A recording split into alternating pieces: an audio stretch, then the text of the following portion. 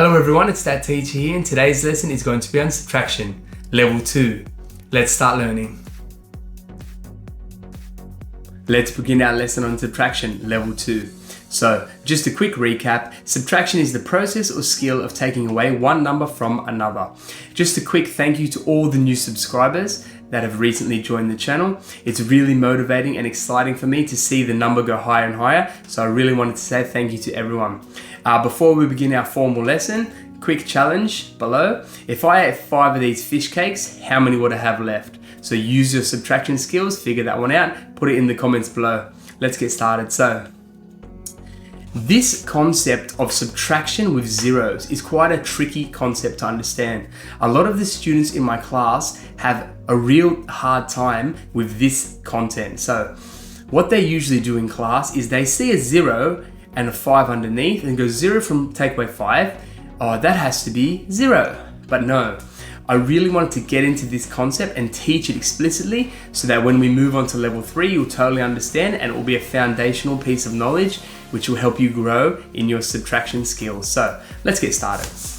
What we need to do in this question, we need to borrow. Now, we can't borrow from the ones, the tens, or the hundreds columns. We need to borrow from the thousands and borrow all the way to the ones column so that it has some value. So I'll show you what that means. So what we need to do is we borrow from the thousands column, make it a 0, move that to the hundreds column. You can't borrow across zeros, you have to go place value by place value.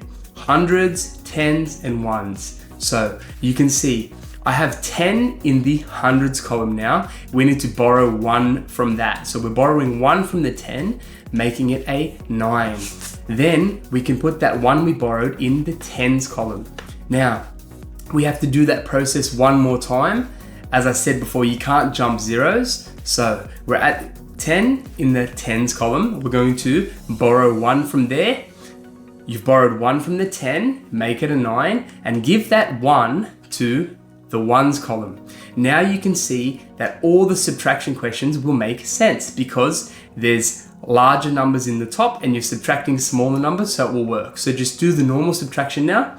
Remember, start in the ones column, moving across. So 10 take away 5, we know is 5. Don't forget to use the strategy I told you. Don't count the 10, 9, 8, 7, 6, because you'll get the wrong answer counting that 10. What you need to do is say 10, and then every time you move down, move up a finger. So 10, 9, 8, 7, 6, 5. See what I did there? But for this level, since it's level 2, we're going to just move ahead a bit quicker. So 9 take away 4 would be 5. 9 take away 2 would be 7. And because we borrowed that 1 in the thousands column, there's nothing left, there's no value, so that would be 0. So you don't have to write the 0. You can if it helps you, but you don't have to. So that would be the answer, 755. Now, in strategy 2, it's exactly the same thing, but before we get to strategy 2, I want to stress that I highly recommend getting comfortable with strategy 1 and keep practicing strategy 1, because strategy 2, while it looks easier, if you don't have a good understanding of strategy 1, it's going to be very difficult for you. So, strategy 2, subtraction across zeros. Now, like we did in our other question, this is exactly the same question, 1,000 take away 245, but it's a little bit different.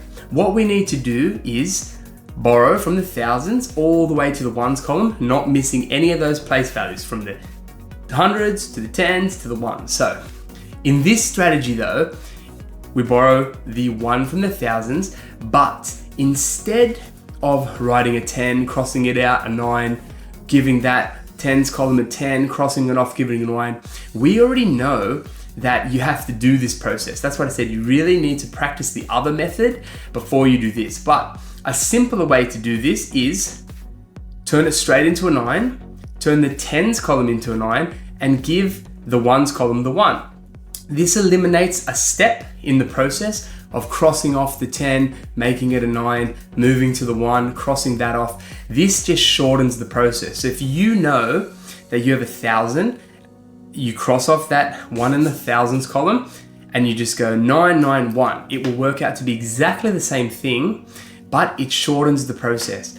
This only works with multiple zeros. If there's a number before the zero, for example, if it was 1,100 and something, you can't do this process. But if it's clean, thousands like this, 10,000, 1,000, 2,000, this strategy works beautifully. You just go 9, 9, and then the one that you've borrowed from the thousands just ends in the ones column.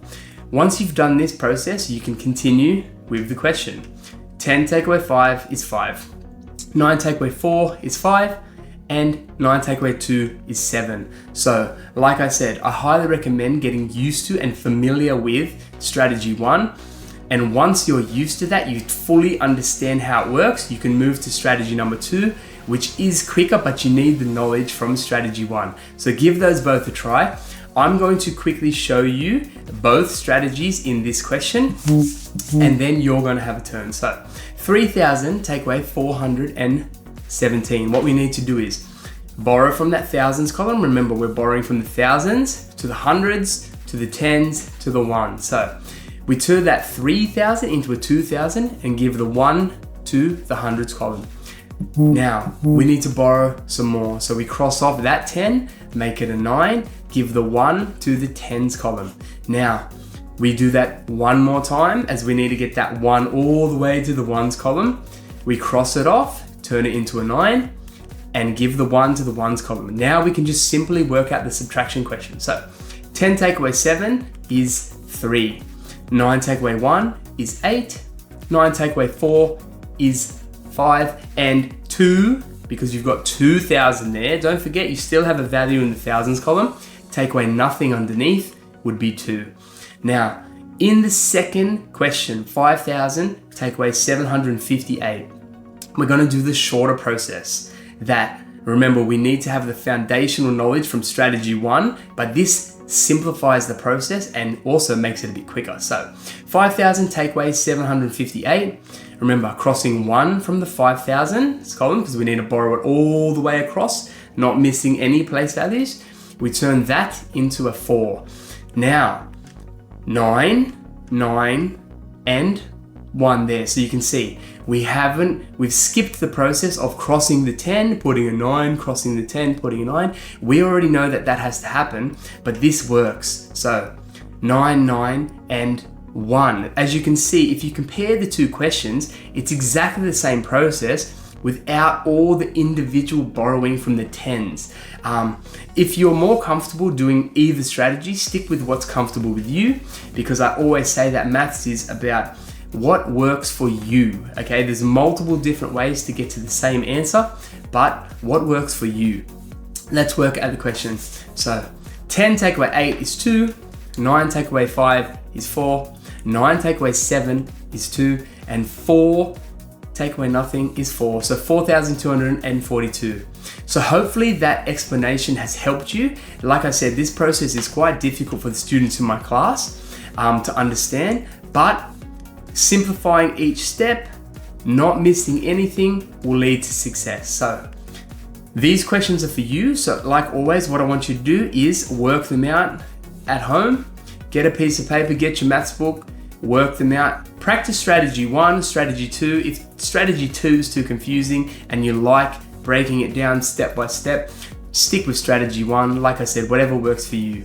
So I'm about to show you the answers now. For that, let's go.